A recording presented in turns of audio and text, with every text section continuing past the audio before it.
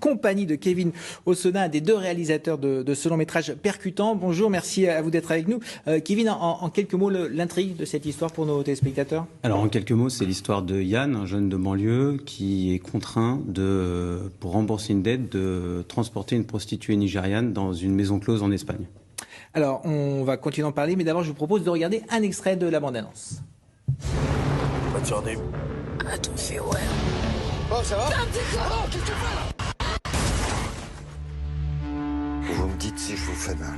C'est là, c'est là. Ça, c'est de la drogue. Dis-lui. Si un pochon cède, c'est l'overdose.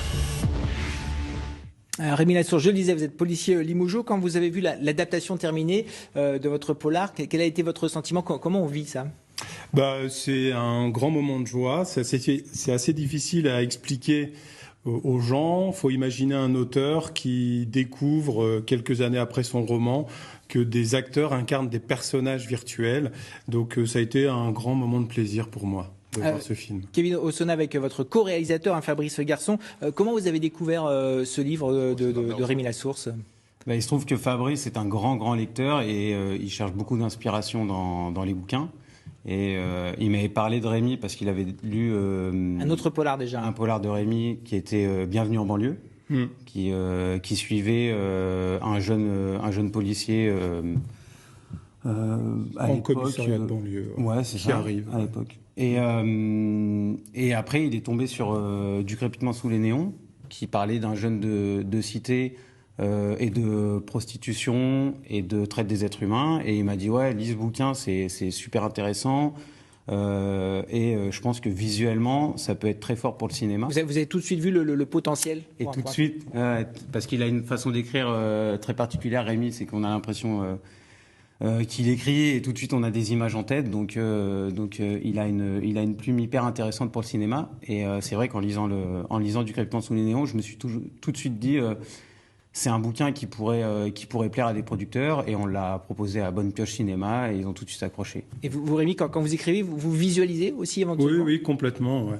C'est un jeu, en fait, l'écriture c'est un espace de liberté, donc j'essaye de vivre ce que vivent mes personnages, quoi. Donc, Et le fait pour vous, Kevin, que ce soit écrit par un policier, ça rend encore plus l'effet crédible? En fait, au départ, on ne le savait pas du tout. On n'est pas dans la fiction, en fait. On ne savait pas que c'était écrit par un policier, mais c'est vrai que c'était hyper documenté. C'était beaucoup dans le détail, et donc pour nous, on trouvait que c'était parfait, justement, pour le transcrire à l'image. Et en rencontrant Rémi, on a vite compris à qui on avait affaire. Alors je le dis, c'est très percutant comme film. C'est la réalité, c'est de votre quotidien, sans forcément tout dévoiler, mais c'est ce qui se passe aussi en France? C'est d'inspiration réaliste, oui. Alors c'est un phénomène qui existe, j'allais dire, dans toute l'Europe, hein. Avec la mondialisation, le crime s'est mondialisé.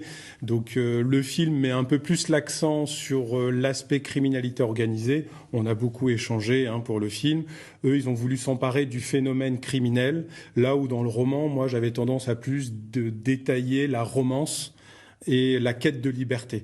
Là, effectivement, c'est réaliste, hein. Je veux dire, les réseaux d'immigration clandestine à des fins de prostitution dans la communauté nigériane, ça frappe toute l'Europe. Voilà. Très bien. Merci beaucoup à tous deux. Je précise que ce film a été présenté il y a 3 semaines aux États-Unis, à Los Angeles, et visiblement, il a plu à ceux qui l'ont vu. Sorti donc le 16 novembre sur tous les écrans France, et donc ce soir à 20h30 au Grand Écran Centre à Limoges, en avant-première. Vous y serez pour rencontrer le public. Merci à vous. La 40e foire du livre de Brive a écrit ce week-end un nouveau